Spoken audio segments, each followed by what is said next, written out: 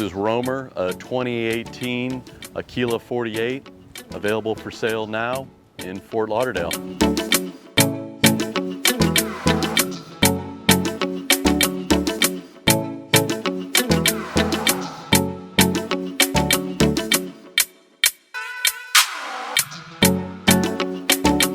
Romer was ordered with an inside helm station. Most of the Aquila 48s built don't have this option. I'd have to see what they're charging for it now new, but my recollection is this is about a $30,000 option for this boat.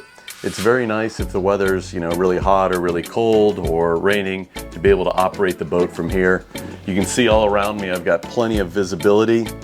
I've got a good clear glass windscreen with a wiper on it. All of the electronics I showed you on the flybridge are redundant down here except for the yacht controller activation switch, which is only operated from the deck. 2 engine controls. You have a multifunction display for the engine here. This is the basic engine stop-start control. Another remote for the searchlight.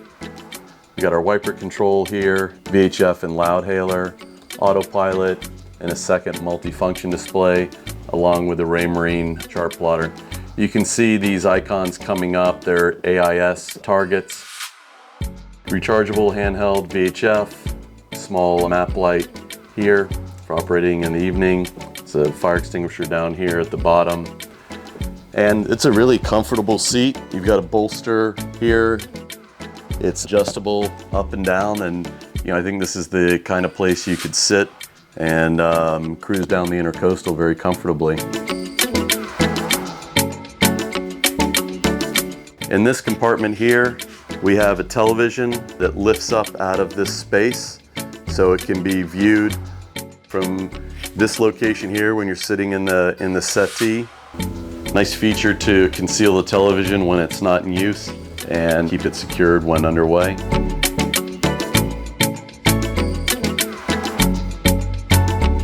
And it's a one-touch to raise and lower it, which is quite nice.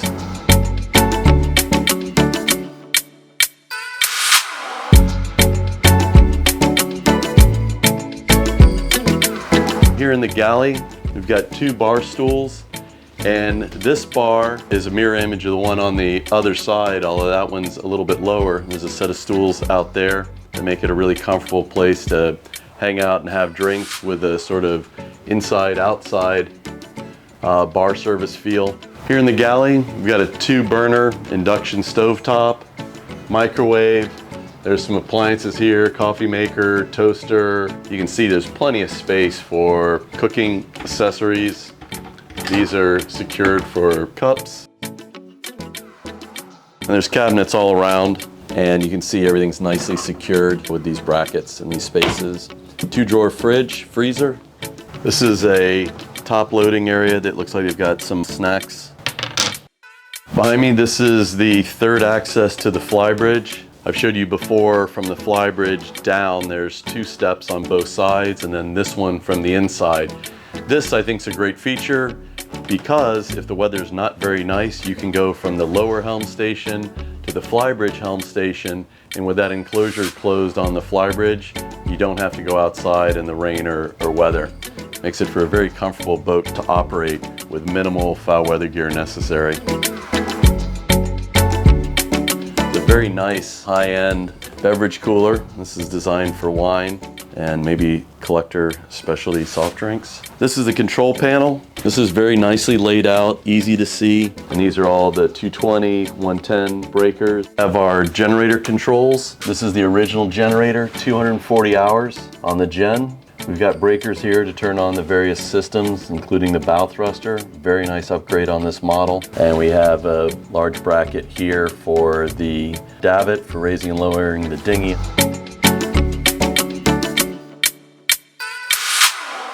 This is the aft cabin on the starboard side. There's a hatch that opens here aft onto the aft deck. You have a nice picture window that you can see right out of when you wake up in the morning. Overhead opening hatch with shade blinds. All the cabins have an in-suite head and shower. That's electric flush head. You can see that there's 2 storage cabinets here.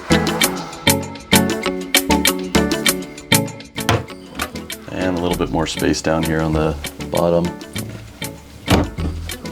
All right, we're walking into the forward starboard cabin. We have a head and shower here, electric flush head, nice picture window on the side. This berth is raised up so it's a little bit higher. You can see there's 2 reading lights. A bit more storage in these forward cabins. You have another locker here with the extinguisher concealed in that space. Another locker there. And another hanging locker here. This area we've got AC control. Every cabin on the boat, this is a 4-cabin, 4-head layout, has its own controls. You've got your salon light controls. And you can see it's very nicely done. You've got lights here, you have discussion lighting up in this space here, in this recess. This is the control for the Fusion audio system.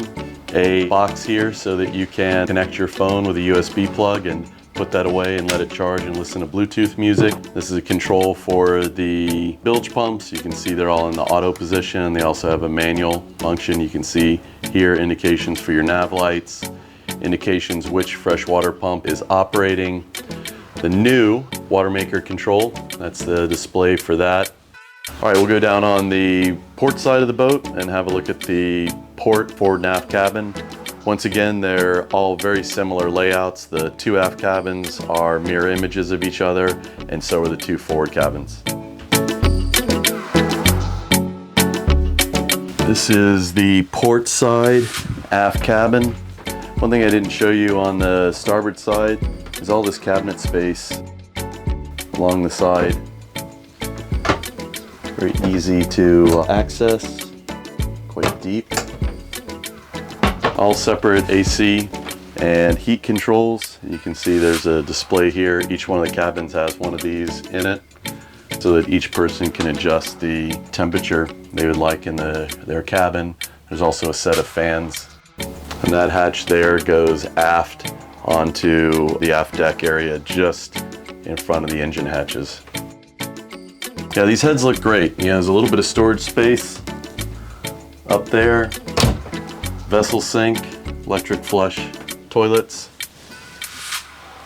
dry shower, so your head doesn't get wet when you're taking a shower. Very nice. And this is the port side forward cabin, large window. You got some more cabinets here that open up for storage. Another small locker with a fire extinguisher in it.